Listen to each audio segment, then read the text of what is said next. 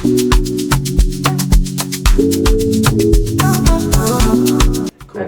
Hi everyone, welcome to The Secret Life of the Student Athlete. It's your boy Jordan, and here we're joined with the amazing Lianna Sawn, who's a former Olympic swimmer for Pakistan. She competed at different Asian Games and World Championships. She went on to do her undergrad in sports science at Loughborough University, and now she's a brand and community strategy lead at SHREDDY, which is a women's-focused lifestyle brand, which is amazing. So welcome to The Secret Life of Lianna Sawn.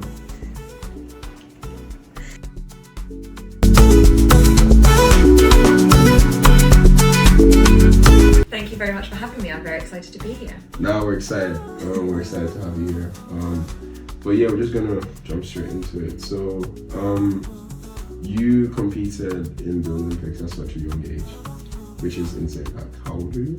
I did. I was 19 at that, but I have been, I guess in the lead up to that, it was a lot of years of swimming. So I properly started when I was about 11, which I think is a little bit late for the grand scheme of elite level kind of competing.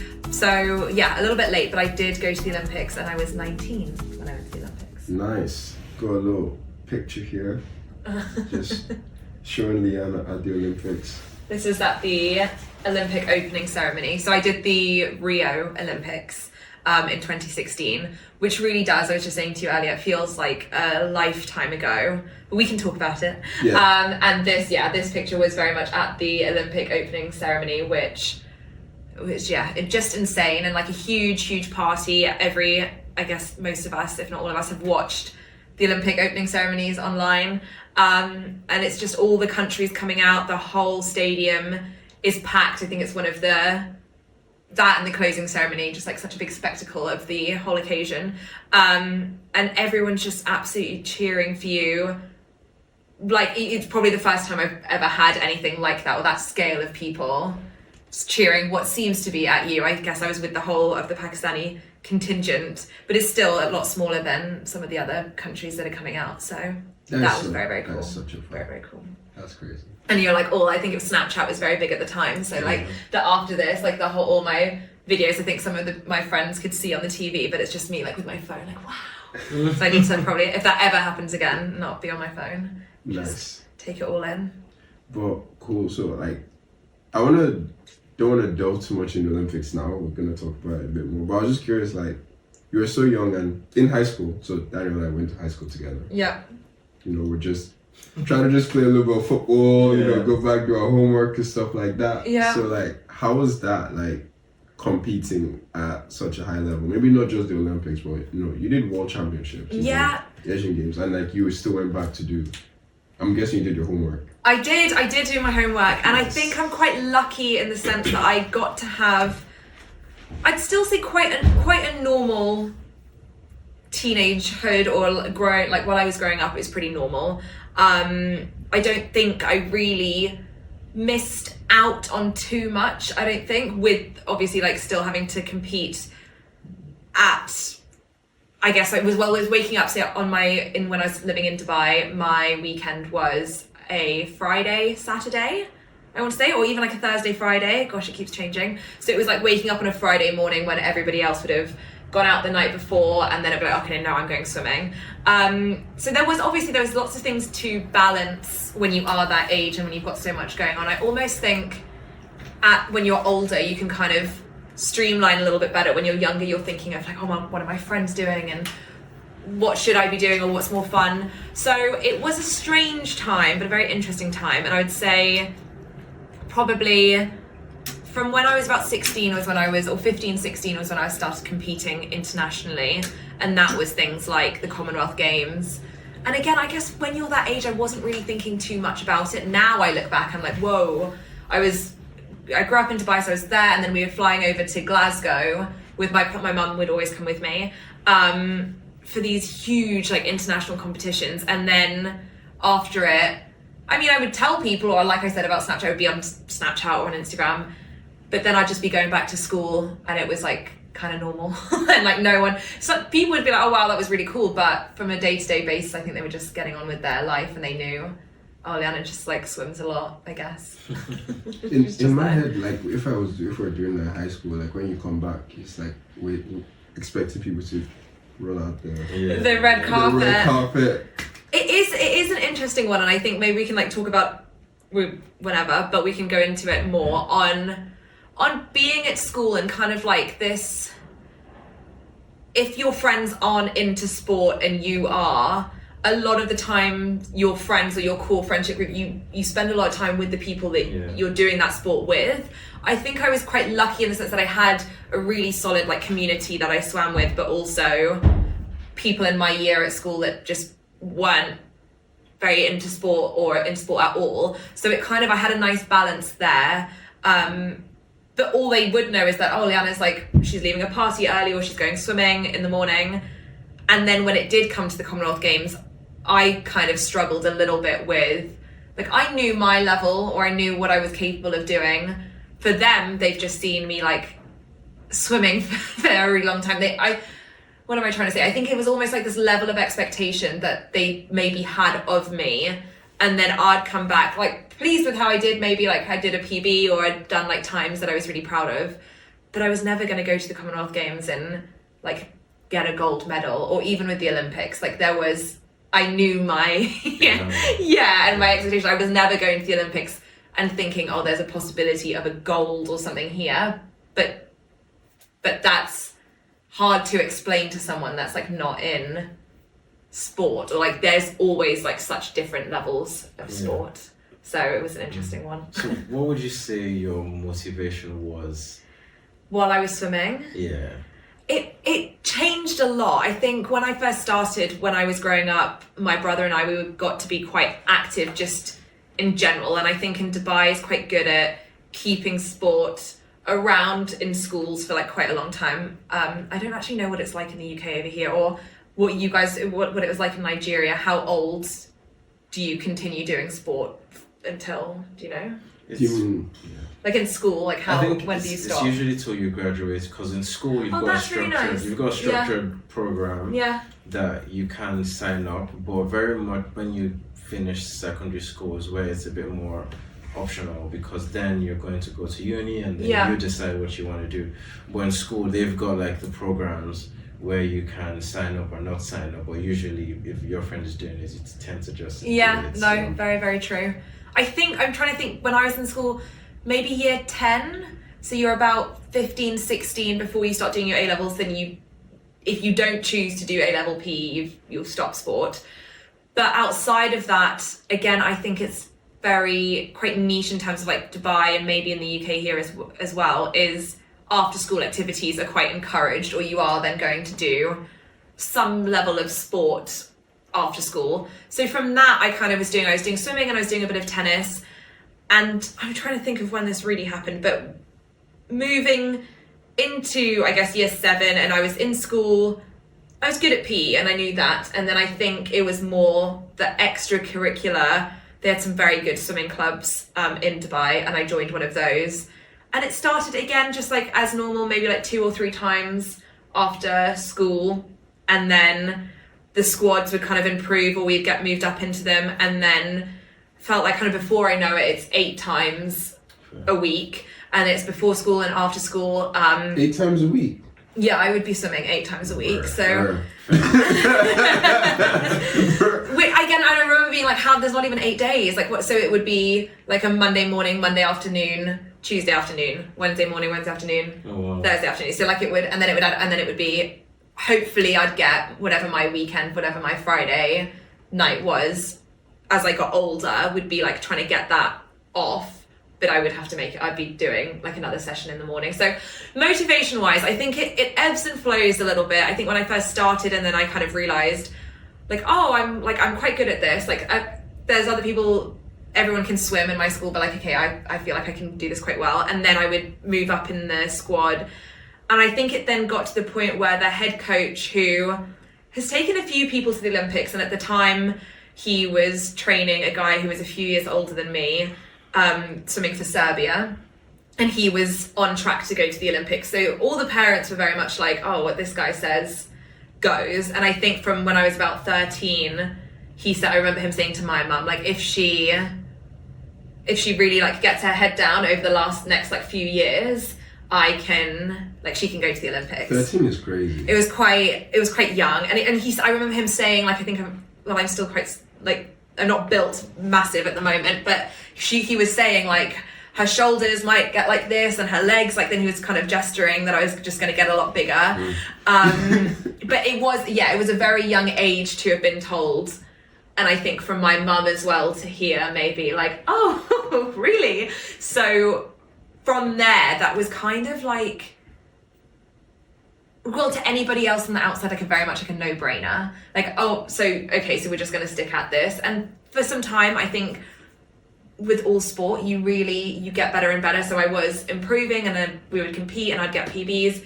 But also, and I think this is particularly prevalent in women or young girls at the time, is at around 15, I was really, really good. And then for the next couple of years, I couldn't hit those times. So you can't keep like getting better. And I think I really peaked, and then you have years or months of trying to hit those times, and you train really hard, and then it can come back. But it's really not this steady kind of progression of like, every time I race, I'm going to get faster. And I think, again, from that initial high of like, wow, how exciting, I could go to the Olympics and it would be for Pakistan, I just need to train really hard. That only lasts kind of like so long, and then my times are suddenly not where I wanted them to be. And then, I don't know, if you're a 15 and 16, 17-year-old girl, there's not, like, my friends weren't going to the pool, like there was so many more interesting things to do. So, and I'm really glad. I think that's really when people tend to drop off, and I feel like you guys have so much to say about this, which we can go into, of that drop off of like, okay, suddenly this is a bit too much effort, or it's not my interest anymore, or academics is actually so much more important in theory, I'm going to stop this. And I think that can just be it's just an immediate, just like end for so many people in their careers, or even it doesn't need to be a career, it's just if you're enjoying something. So I struggled with that a little bit, I would say, of motivation wise, like, do I really still want to be doing this? No one else seems to be. And then I guess it comes back, the motivation comes back, you get closer and closer to the date that you could potentially, or you're trying to do competitions that you're going to qualify in. I've got a very roundabout way of answering my motivation. I guess ultimately I could see how other people thought it was amazing. Yeah. And I could see how excited my mum made it. And I think, my mum was about it. And I don't think I realized at the time what it would mean. I think I was like, this is what everybody thinks I should do. And now I can see it was a really amazing thing to commit to and continue to do. But at the time, I would say it didn't feel like that, or there was times that it's really hard.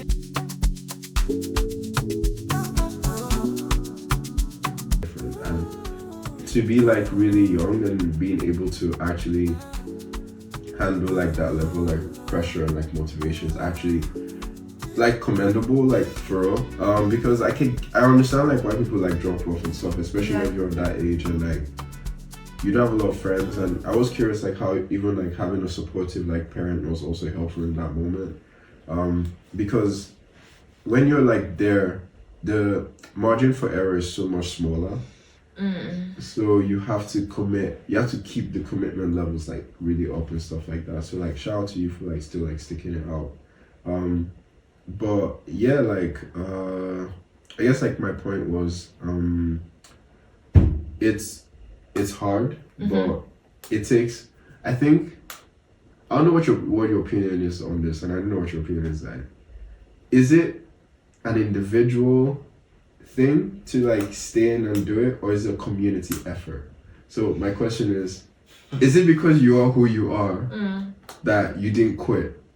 Or is it because you had an encouraging system around you?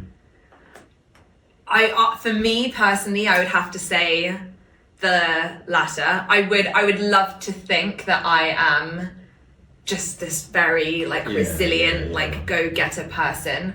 But I do think, and I think it's really important to acknowledge when it comes to, if we are talking about like elite sport and carrying that through, it's so important to have, or it's so privileged as well to have a support system around you, because yes, ultimately I was, or when you guys are training, like the athlete is the person that's doing the work, the physical work of, for me, getting in the pool and training for hours. But outside of that, I do feel, because of how supported and how lucky I was with that, I guess I didn't really need to think about much else. Like, I was being taken to swimming, I would have my meals, I would come back, I would have to do my homework, and then I'm going to school. And with my family, that was very good. They were really supportive of the sport, but academics was very much up there. Like, it was like a non-negotiable. It wasn't like, oh, you're doing sport now, this is okay. It was, you still really need to do well in school. And I think for my brother, on a slightly different level, he wasn't swimming, he was playing tennis. It wasn't so much of this, he was really, really good at it, but it wasn't at a really, really high level. And instead, I could see how that was different for him and my parents, because like, if he is very smart, I think he's much smarter than me, but if he wasn't, for what deemed to be not doing as well in school, like, he wouldn't be going to tennis, and that would be his punishment, and he'd be like, oh, like, I love tennis, that's what I really want to be doing. Whereas for me, for some reason, it was okay. I was okay, but like, it was very rare, and I think it was just the level that I was at, that missing swimming wasn't an option. So like, maybe it was my coaches or the way that things were ran there, that it was a very serious commitment. And I think my parents were also very aware that commitment had been made. So I guess then it also came with a lot of different things of, well, it's then up to me on how I balance my actual training and then academics as well. And I think my parents were really onto it, but it just makes you, I think you grow up quite fast. You need to manage like a lot of expectations because of this community that is supporting you. I think ultimately, like, that probably would have been my reason of like, I can't let all of these people down. As hard as this is, there's so many other people. I think what my mum would have been sacrificing, like, to wake. She was the one waking up before me at 5 or 4:30 in the morning to wake me up and to make sure that I'm eating, to take me to swimming, to then take me to school. So she, I think it very much, it was really lucky, and I think it is worth acknowledging how hard that pathway is if you are trying to do all of that on your own without coaches support or clear pathways or your parents support.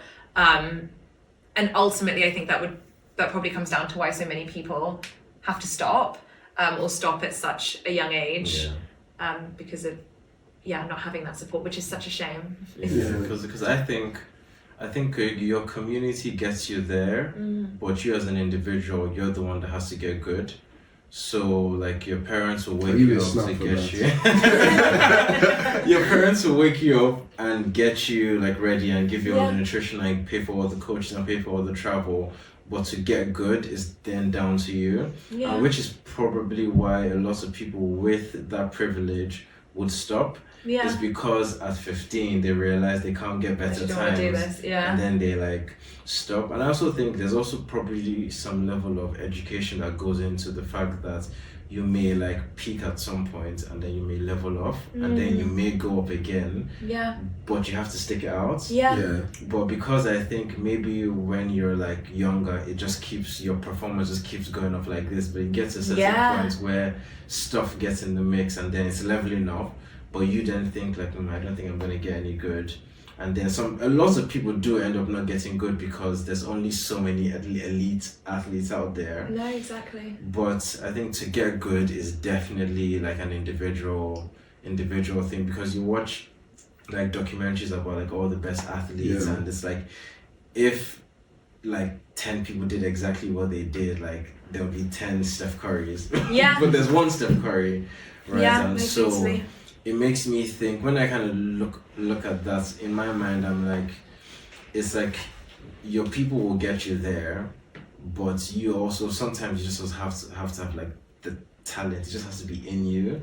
and you then have to have those intangibles to like push. So you may not be Steph Curry, but you may like be someone below him, which is still a high level, which is still at the NBA, or it's at Euro League basketball, or it's somewhere. So I think that it's definitely a mix of both, but you're responsible for getting good.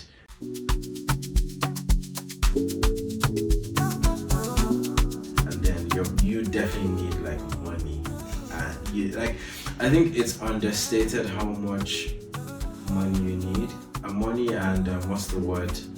It's like money and access, like access to know that you need to go here, because some people may not have. It's not like not millions, but just enough to pay for coaches. Oh, I think it's so or true. it's enough to travel. Yeah. To like get to some of those places, because if I was to think of an ideal situation back in Nigeria, it would be that there is some sort of after school program, but you have to pay for this after school program, right? And then let's say we're privileged enough to have it in school, then it's just in school. But if it's somewhere else, you also have to travel there. Exactly. And this is for us that live in like the capital. Then, you have to eat, and then your nutrition, because you're not just gonna be pounded yam and egusi. It's the Nigerian food. And you're not just going to be having pounded yam and egusi every time you wake up, Kellogg's, and you have to be in a proper like routine. So I think there's different factors definitely, but everything has to everything has to work together, and it has to be not a near perfect situation, but it just has to be good enough where all you have to do is just put the extra 20%. Well, I think it's just what you said about access is huge, and I think it's that I swam for Pakistan and I went back multiple times a year for nationals at the time when I was younger, junior nationals, quite a few times. And the difference again, I think obviously I'm talking about Dubai, but there's a lot of people, or you guys are living and training in the UK at the moment. The infrastructure that's kind of in place here for young people to pursue sport in various aspects of that they would like to is just super available, whether it is in school, or is it after school activities, or is it a club that's subsidized in some sort. There's loads of access over here, whereas, and you can kind of see this in Pakistan, and I'm not sure what it's like in Nigeria, but I would assume quite similar, of maybe there is an after school club, or there's a swimming club that they could go to, whereas I don't know, over here you have your pick, or you can travel, or you literally there's so much access that it's it's hard to compare, and I think it's hard to you can't forget about that when we are talking about people who are then trying to get into swimming in Pakistan. It's a completely different framework and barriers that they're going through, because the talent and the passion and everything is there. It's no different. It's just what kind of pathways have been laid out for them and what access they have to that sport. So speaking of that, and this would be like a shameless plug, and also lead on to the next question I was going to ask, is kind of why I started this project, but also another project which I'm working on, which is it's called the Phoenix Sports Scholars Program. So essentially it's now I realize how much support is required for you to be a student athlete, and how much of that we don't currently have in Nigeria. Because when we were there, it's more we use health and health education. That's what we did. We did PE. And then we played street football. That's what we did. But it's more than that. It's it's the kind of training you need. It's so sport specific. It's the kind of nutrition you need. It's the kind of schedule you need. You just talked about scheduling. To be able to train 8 hours a week isn't Oh, it's maybe 16 hours a week. 16 hours. Sorry, 16 hours a week. I said 8 hours at the next session. But it's 8 times a week, 16 hours a week, right? Is something that you have to manage your schedule. And honestly, fortunately for you had a parent. Exactly. Shout out to your mom. Shout out to Lianna's it really is. Shout out Momsy. Because it's that, and I think I remember her. Again, she was doing then she then became a personal trainer.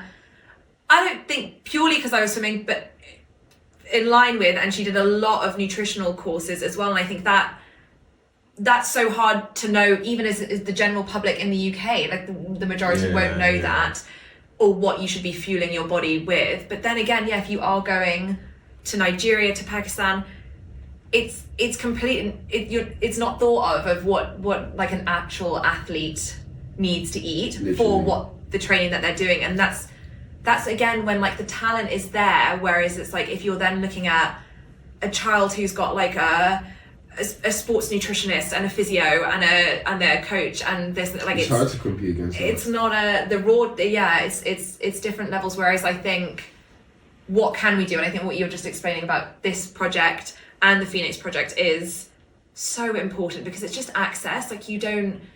Is it videos? Is it can you see on TikTok? Like there can be so much education these days, and it doesn't need to be tricky.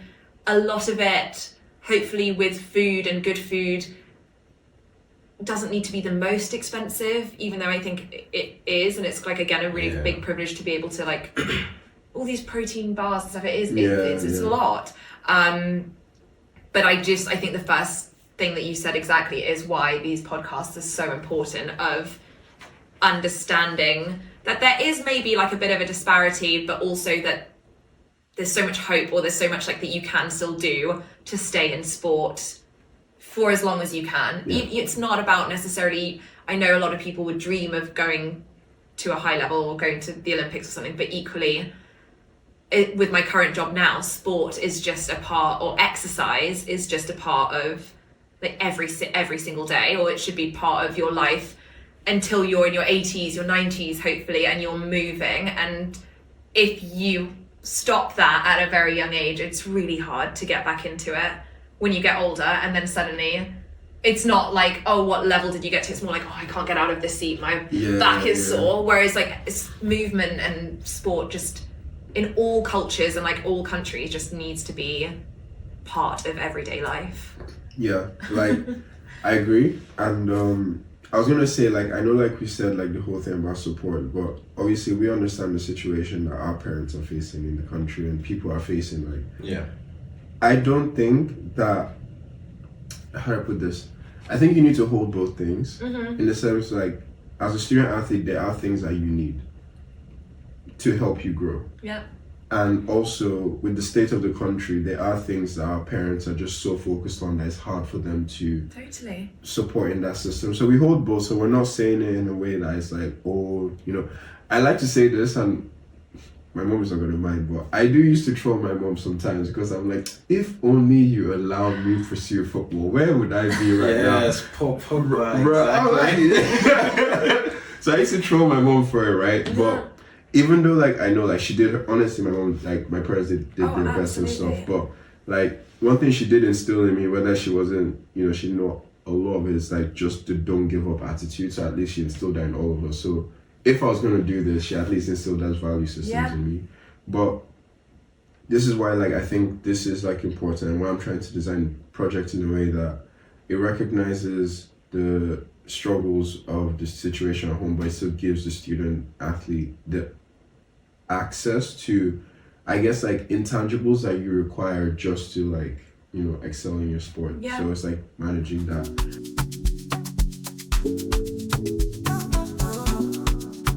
But I was just curious, like, obviously you went on to do your undergrad in, like, sports science. I did. In Loughborough. And I'm glad you mentioned that your parents said, like, academics was a non-negotiable, you know?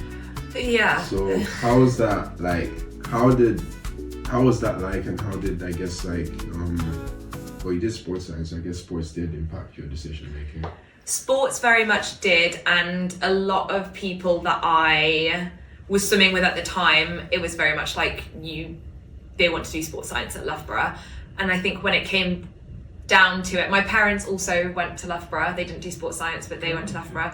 So I think it was kind of just embedded in my brain that that's what I would be doing. I don't think I gave a lot of thought to it, but I knew that I was really interested in sport. I knew outside of even doing it myself, it was something that, again, I'd seen my parents do quite a lot of, and I know that it was an important thing to continue on with. So I didn't really know what area of sports science I was going to go down into, but it really allows you to go so much deeper into the physiology and the nutrition side of things, or you can go more into sport policy, and more of like the just sport in society and how that manifests itself and how other countries handle things. And I think that's what I was doing. That's what I did my dissertation on. Kind of similar to this is it was more around safeguarding of elite or young elite athletes in less economically, and I guess less sportily isn't a word, less developed, like in their sports structure. And I was looking at a lot of the people that I met through the Olympics and through some of the South Asian games, and it's just, again, a complete difference of what is available at those times and what policies, what safeguarding rules, what support parents actually have in the UK versus if you're trying to do this in a country that doesn't maybe put sport on the pedestal. You don't have that same avenue of taking a sporting career that you would potentially in the UK. And I think to your parents' credit, like it's not on them, or they haven't done it to be like, no, you can't do this, or they didn't believe in you. It's historically and culturally, sport isn't the most important. It's not the most important. It's not the most reliable. It's not the most it's not very safe. I think reliable is the word. Yeah, I think to have a career and to be able to take that and just have that safety of knowing where that career is going to take you. Sport is scary and unpredictable, and you can get injured or you might not make it. And I think despite all of that, what makes, well, I guess the three of us have still stayed in it, and I think for anybody listening that loves sport, regardless of all of that, you still do it. Like, there's no guarantees, but you love it. And it's really important not to lose it. So actually, leading on to that, I'm kind of have to wrap up soon. I don't want to wrap up because I'm actually enjoying the conversation. I know, I could speak for ages, I'm sorry. I told you to stop. But I was just like, so sports is high risk, and we understand that. Mm-hmm. But, and Daniel, like, you can also, like, whatever you think about this, I think it still gives you so many benefits that we don't recognize. Because I think when we say reliable high risk, we're thinking more career and money and stuff like that. Yeah. But when we say that, we're only thinking like you becoming a professional athlete and stuff, which is not, this is just one aspect of sport. There's like a whole spectrum. So how do you think sports has benefited your life as a whole beyond like just going to the Olympics? I think like so much beyond that. I mean, I think the Olympics was amazing, and it's great to have that on my CV, but outside of that, and I think, what does an employer even see when they see the Olympics? Like, I think it looks fantastic, but what does it tell you? And I think to come from a sporting background and something that you've stuck to, you have, well, you'll know you're so much more resilient. I think you're so much more willing to, you learn from a much younger age how to push like yourself mentally and physically. I think you need to be pretty damn organized if you are looking to, well, when you're at the age where you have to do school and sport, you need to be able to balance those two things. And I think there's so many things throughout your life that will come at you, but when you've been balancing that and the pressure that's put on you potentially from yourself or your teammates or your parents or your coach, as a young person growing up and experiencing all of that and growing from all of that, I think it makes much more resilient adults. I think you're probably much more likely to go out and try things and not know what the outcome is going to be. I think you really put yourself out there if you do stay in sport, and it does just reflect in so many aspects of your career and your relationships and your health moving forward. So I think that's my final. I think everybody should stay in sports. Stay in sports, kids. Stay in school. Stay in sports. Stay in school. Stay in sports and school.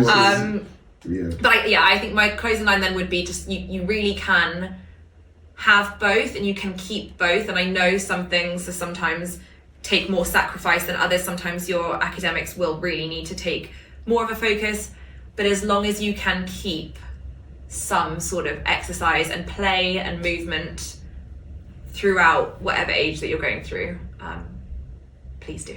Yeah, and then you might not have a backache and like. Yeah, and you'll hopefully be able to like run after your kids when you're older, or carry all the shopping in. Like, there's so many day-to-day things that sport and knowing how to move your body.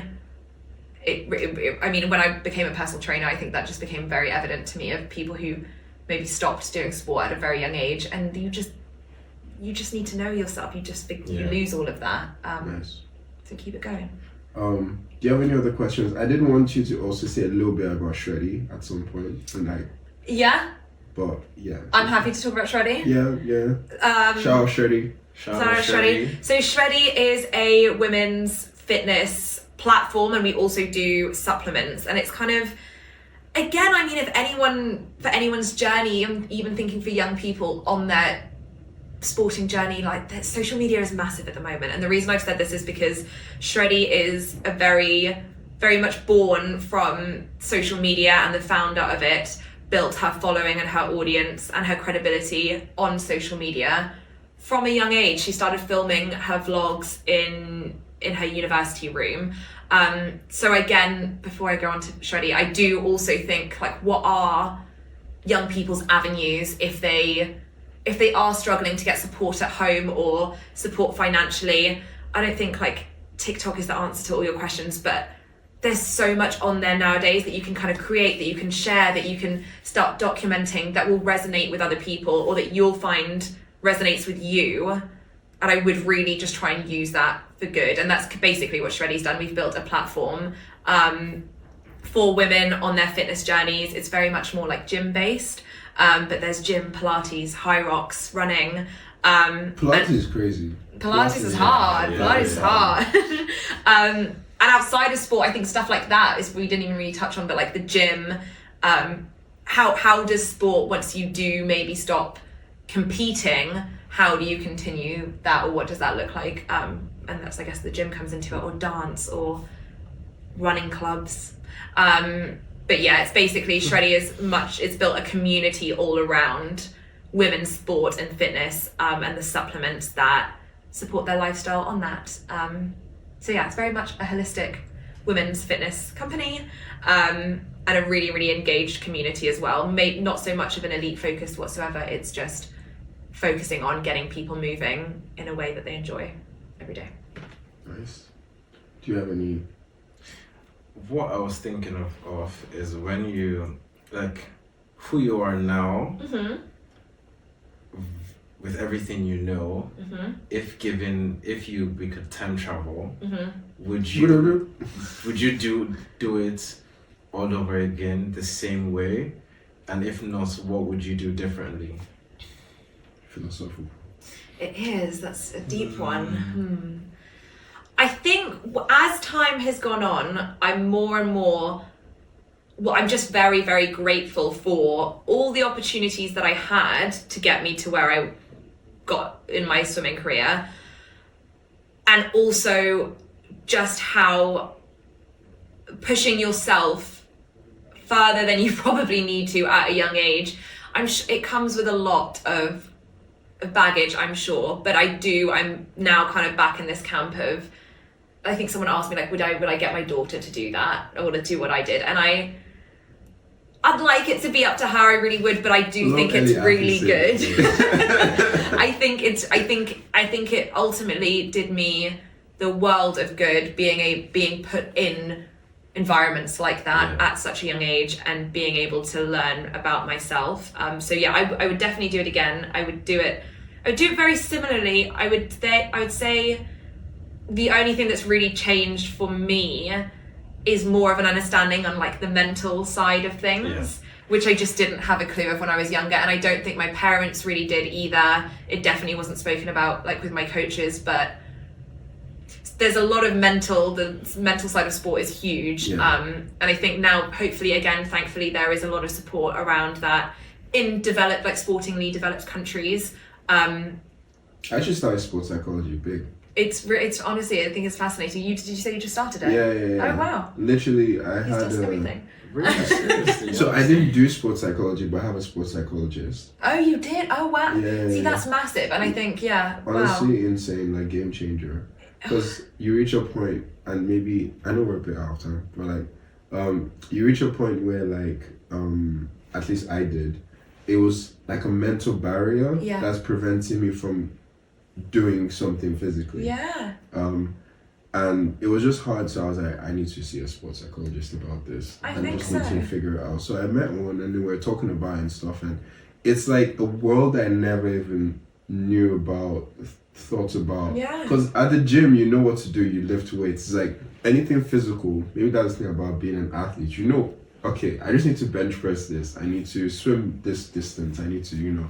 But the mental part is like, how do you figure out how to build the mental resilience, because it's not just by doing hard stuff, it's about figuring stuff out and understanding that. I think when you're that young, your brain is like developing so much, like to have that mental support and adults around you that know how to support you mentally is really, really important. So sorry, I didn't want to interrupt you. I just wanted I don't think you did. What was I saying? You were talking about how like mentally, I would say I think just the support for that, and again I think it's really lacking in a lot of countries, and I think they haven't got there yet of understanding the kind of toll that can take on someone if you are under like such high pressure environments. But equally on the positive side, I think if you aren't looking to take it to an elite level and you just want to continue moving and continue your sport, the positives of that mentally are also like tenfold. So it has, it's like swings and roundabouts, and I think there's always a balance. I think I just didn't know enough about it at the time. Cool. Amazing. So one thing I was going to ask, and I sang in this, so you're female Olympian. Damn, it's crazy. Sick. That's sick. So like to any female athletes right now, or athletes in general, like what's your advice to them? I guess like navigating the whole like journey wherever they're at. So if you could speak to maybe like young Lianna, and I think I would say that you can do anything that you put your mind to, and that you are much tougher than you think you are.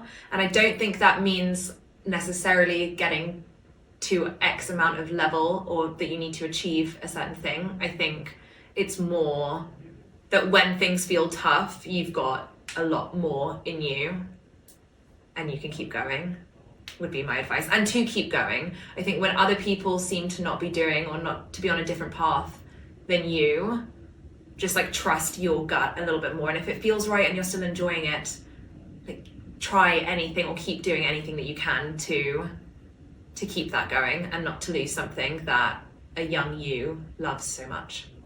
Amazing. Thank you so much for having me. No worries. Thank you, Lianna Sawn. Thank you. There you go. High five.